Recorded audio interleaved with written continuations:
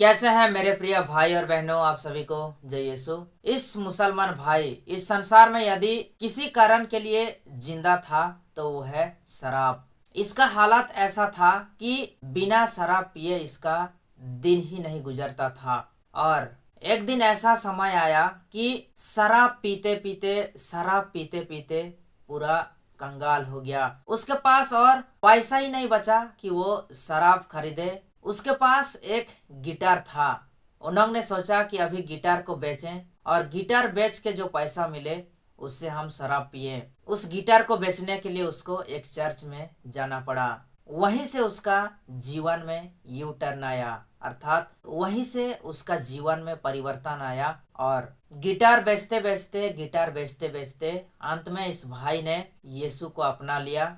फिर शराब पीना छोड़ दिया, सब कुछ छोड़ दिया और यीशु मसीह का एक सच्चा सेवक बन गया। तो आइए हम लोग इस मुसलमान भाई का मुंह से उसका गवाही को सुनते हैं और जानने के लिए कोशिश करते हैं कि उसका जीवन में जो कुछ भी घटनाएं घटा वो कैसे हुआ।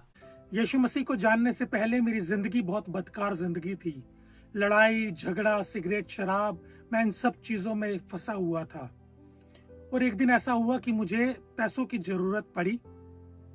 मैंने सोचा कि मेरे पास गिटार है, मैं अपने गिटार को बेच दूंगा और गिटार को बेचने के बाद जो भी पैसे मेरे को मिलेंगे उससे मैं सिगरेट पीऊंगा, शराब पीऊंगा और अपनी सारी जरूरतों को पूरा करूंगा। और एक दिन ऐसा हुआ कि मैं अपने गिटार को बेचने के लिए निकला और मैं जगह जगह भटका, किसी ने मेरा गिटार लिया नहीं। आखिर में मुझे एक लड़का मिला। इस लड़के ने कहा वहां एक चर्च है, वहां चले जाओ, आपका गिटार बिक जाएगा। मैंने कहा ठीक है। तो मैं अपना गिटार लेकर के चर्च पहुंचा। तो वहां पे मेरी मुलाकात एक भैया से हुई। मैंने उनको कहा कि भैया मुझे अपना गिटार बेचना है, क्या आप इसे खरीदेंगे? उन्होंने कहा राहुल अभी हमारे पास पैसे नहीं है, एक काम करो अपना गिटार यहीं चर्च में छोड़ जाओ और संडे को हमारे यहाँ पे एक छोटा सा प्रोग्राम होता है, उस प्रोग्राम को भी देख लेना और अपने पैसे भी ले जाना। मैंने कहा ठीक है। 2 3 4 5 6 7 संडे मुझे चर्च में बुलाया और आखिर में आकर के मेरे पैसे मुझको दे दिए। लेकिन इन संडेज के बीच में एक अद्भुत घटना मेरी जिंदगी में घट गई। मैंने क्या देखा कि एक लड़का अपने परिवार के साथ, अपने मम्मी पापा के साथ में चर्च में आता है और उसकी मम्मी ने बताया कि हम जगह होकर के आए हैं, कोई मेरे बेटे को ठीक नहीं कर सका क्योंकि मेरे बेटे के अंदर एक दुष्ट आत्मा है। थक हार के हम चर्च में आए हैं, कुछ कर दो। तो जो पास्टर थे उन्होंने कहा कि आपका बेटा बिल्कुल ठीक हो जाएगा, लेकिन एक शर्त है। वो शर्त ये है कि आपके बेटे के ठीक हो जाने के बाद आपको यीशु मसीह को थैंक यू कहना होगा। उस लड़की की मम्मी ने कहा ठीक है हम कह देंगे। मैं वही पीछे खड़ा हुआ था और अपने मन में कह रहा था यार ये सब बकवास की बात है, सब ड्रामेबाजी है, थोड़ी देर में बोल देंगे जादू टोना चला नहीं, आप बाद में आ जाना। खैर उन्होंने बाइबल खोली और बाइबल खोल के उसमें से एक आयत निकाल के पढ़ी जो थी 1 कुरिन्थियों 3:16, जिसमें इस तरह से लिखा है, क्या तुम नहीं जानते कि तुम परमेश्वर का मंदिर हो और परमेश्वर का आत्मा तुम में वास करता है, और जो कोई परमेश्वर के मंदिर को नष्ट करेगा परमेश्वर का आत्मा उसे नष्ट करेगा। अब जैसे ही ये बात बोली वो लड़का जिसके अंदर दुष्ट आत्मा थी वो कांपने लग गया। सबने मिलकर उस लड़के के लिए प्रार्थना करी। वो लड़का मेरी आंखों के सामने ठीक हो गया। मेरे जहन में 2 सवाल आए। पहला सवाल कि ये किताब जिसको ये लोग बाइबल कहते हैं ये क्या चीज है, और दूसरा सवाल ये यीशु कौन है जिसके नाम लेने से वो लड़का ठीक हो गया, और ये बाइबल क्या किताब है जिसके पढ़ने से वो लड़का कांपने लग गया। इन 2 सवालों ने मुझे परेशान कर दिया। मैंने बाइबल पढ़नी शुरू करी। जब बाइबल मैंने पढ़नी शुरू करी, इस बाइबल ने मेरी जिंदगी में कार्य करना शुरू किया। और एक दिन ऐसा आया कि संडे की दोपहर को मैंने अपने लिए प्रार्थना करवाई चर्च में, और जिस दोपहर को मैंने अपने लिए प्रार्थना करवाई थी उसी रात मैंने दोबारा शराब का गिलास उठाया पीने के लिए, और जैसे ही मैं शराब पीने लगा मुझे वहीं पर उल्टी हो गई।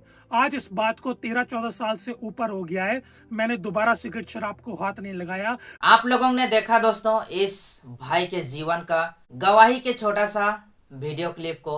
आप लोग यूं ही समझो कि इस भाई यदि इस संसार में जिंदा था तो वो सिर्फ और सिर्फ शराब की वजह से, क्योंकि उसका जीवन में आगे क्या होने वाला था उसको खुद को पता नहीं था, लेकिन सिर्फ उसका जीवन का एक ही मकसद था, शराब पीना।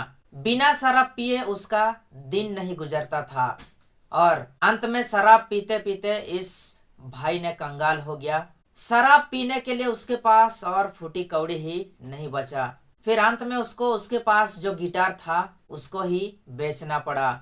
लेकिन मैं आप लोगों को बता दूं दोस्तों कि उसका जीवन में गिटार बेचना तो एक बहाना था, वो एक परमेश्वर का योजना था। और जब वो गिटार बेचने के लिए कहीं ऐसा एक जगह ढूंढा, उस समय उसका जीवन में एक लड़का आया और उस लड़का ने बताया कि यदि आप गिटार बेचना चाहते हैं तो आप उस चर्च में जाइए, आपका गिटार को वहां खरीद लेंगे। जिस लड़का ने इस भाई को उसका गिटार बेचने के लिए रास्ता दिखाया, जगह बताया, वो भी एक परमेश्वर का योजना था। फिर अंत में इस भाई ने उस चर्च के अंदर में गया गिटार बेचने के लिए, लेकिन वहां के खरीदार भाई ने गिटार को तो ले लिया, लेकिन उसको कहा कि आप अगले संडे आइएगा, अगले संडे आइएगा। फिर जब अगले संडे आते आते उसका जीवन में टर्निंग पॉइंट आ चुका था, उसका जीवन में यू टर्न आ चुका था। फिर अंत में गिटार खरीदने वाला भाई ने इसको पैसा भी दे दिया, लेकिन तब तक उसका जीवन में परिवर्तन आ चुका था। उस बीच में इसका जीवन में जो घटना घटा, जब वो संडे को पैसा लाने का मकसद से वो चर्च जाता था, उस समय एक ऐसा संडे भी आया कि एक माँ ने उसका बेटा को उस चर्च में लाया था, क्योंकि उसका बेटा के अंदर में भूत सवार था। इस बच्चा जब ठीक नहीं होगा तो यही कहेंगे कि आप अगले संडे आ जाना। 1 कुरिन्थियों का अध्याय 12 का 3 में लिखा है, कोई व्यक्ति बिना पवित्र आत्मा के प्रेरणा से कभी यह स्वीकार नहीं कर सकता कि यीशु ही प्रभु है, और कोई व्यक्ति पवित्र आत्मा का प्रेरणा से वो कभी यह नहीं कहेगा कि ईसा शापित हो। अर्थात इस व्यक्ति का जीवन में जब तक पवित्र आत्मा का अगुवाई नहीं हुआ, जब तक इसका जीवन में पवित्र आत्मा का प्रेरणा नहीं मिला, इस व्यक्ति ने स्वीकार नहीं किया कि ईसा ही प्रभु है, और ये सोचता था कि ये लोग जादू टोना करेंगे, फिर जब नहीं होगा तो यही कहेंगे कि अगले संडे आ जाना। लेकिन आप सभी कोई जानते हैं दोस्तों कि परमेश्वर का एक एक वचन जीवित है, और जो कोई भी व्यक्ति उस जीवित परमेश्वर का वचन को अपना जीवन में लागू करता है तो वह वचन उसका जीवन में कार्य करने लगता है। और जैसे ही वहाँ के पास्टर ने उस वचन को कहा, वैसे ही उस बच्चा के अंदर से भूत निकल के कहाँ गायब हो गया। दोस्तों, मैं आप लोगों को बता दूं कि परमेश्वर का एक एक वचन एक एक बीज जैसा है। जैसे कि दोस्तों, एक धान का बीज को ही हम ले लेते हैं। जैसे कि धान का बीज जब तक बोरा के अंदर में रहेगा वो किसी काम का नहीं, वो कभी फसल दे ही नहीं सकता। और यदि आप लोग उसी धान का बीज को उस बोरा में से निकाल के खेत में यदि आप लोग उसको बोगे, उससे फसल उगाओगे, और उस खेत में आप जैसा मेहनत करोगे, जितना मेहनत करोगे उतना ही आप फल पाओगे। अर्थात जब आप उस खेत में जितना ज्यादा मेहनत करोगे, जितना अच्छा मेहनत करोगे, उतना अच्छा उस बीज उस खेत में आपको फल देगा। तो ठीक उसी प्रकार परमेश्वर का एक एक वचन एक एक बीज के समान है। जो व्यक्ति अपना जीवन में परमेश्वर का वचन को जितना लागू कर सकता है, जितना मेहनत कर सकता है उसका जीवन में परमेश्वर का वचन को लागू करने के लिए, उतना ही परमेश्वर का वचन उस भाई का जीवन में, उस बहन का जीवन में कार्य करने लगेगा, और उतना ही ज्यादा उसको परमेश्वर का उस एक एक वचन से उतना ही ज्यादा उस भाई या फिर उस बहन को फल मिलेगा।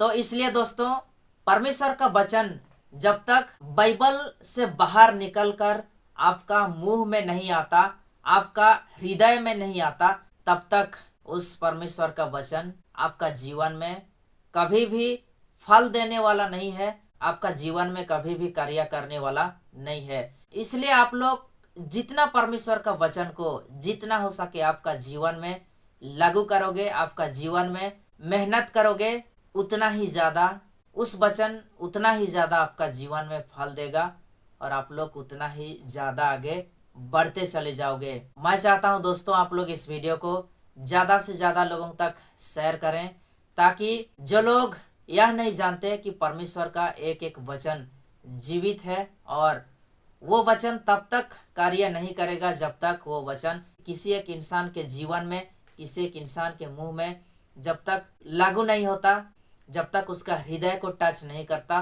तब तक वो वचन कभी भी उसका जीवन में कार्य करने वाला नहीं है। इसलिए दोस्तों मैं चाहता हूं कि आप लोग इस वीडियो को ज्यादा से ज्यादा लोगों तक शेयर करें। मिलते हैं हम लोग नेक्स्ट वीडियो में। आप सभी को फिर से एक बार जय यीशु, धन्यवाद।